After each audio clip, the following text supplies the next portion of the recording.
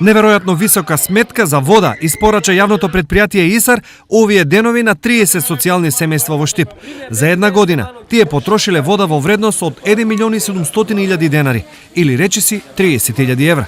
Ова значи дека 4.600 денари на ден тие трошеле вода, или ако се подели на 35 денари колку што е еден кубик вода, тоа се отприлика 131 кубик вода или 131.000 литри во ден во просек.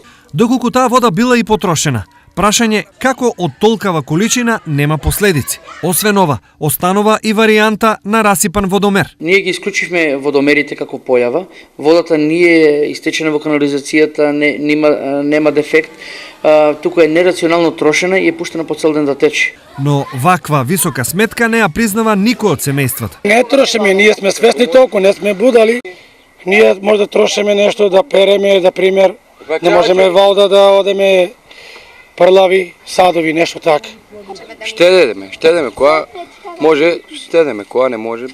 Знаете, водата се мора, која треба вода, мора да се мие, да се прави тоа. Ние имаме 4 чешми поправилно, една тамо, една тука и една од позади. За тие 30.000 евра што викаат у година дека трошиме вода, ка кажа дали имаме ние купатила, дали се бањаме, децата шугани фанаус доле. Како може они да кажат 30.000 евра да е потрошено?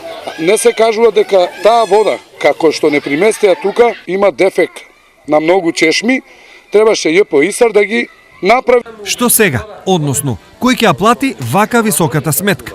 Ние фактуриравме веќе на Министерство за труд и социјална политика за трошокот одреден. Овие лица овде се сместени на барање на градоначалникот. Градоначалникот за нив веќе плаќа струја. До сега ја плаќаше и водата, меѓутоа од овој месец равномерно ќе бидат поделени сите сметки на самите жители таму. Ова е досега највисока сметка што ИСАР ја има испорачено на приватни лица, но од претпријатието велат дека високи сметки има уште. Имаме појава да советници не плаќаат вода и директорите, значи сите без разлика, и сакам да апелирам до сите граѓани, сите кои што ги немаат подмирено своите сметки, значи ќе одиме со утужување. Прво ќе одиме со опомена, ќе одиме со утужување, ќе одиме со извршни решенија. Од овие причини веќе се активирани неколку извршни решенија, а од ИСАР не ја исклучуваат ниту можноста за исклучување на неплаќачите.